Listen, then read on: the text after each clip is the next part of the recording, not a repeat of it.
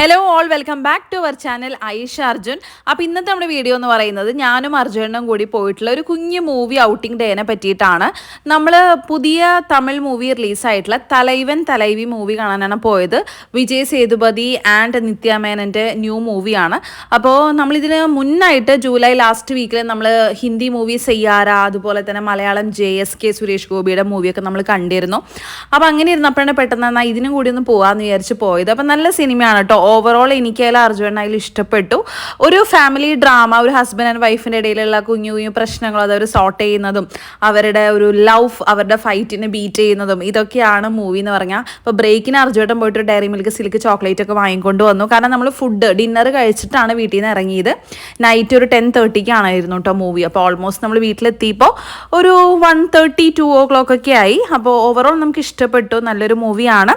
Forum മോളിലാണ് നമ്മൾ movie കാണാനായിട്ട് പോയിരുന്നത്.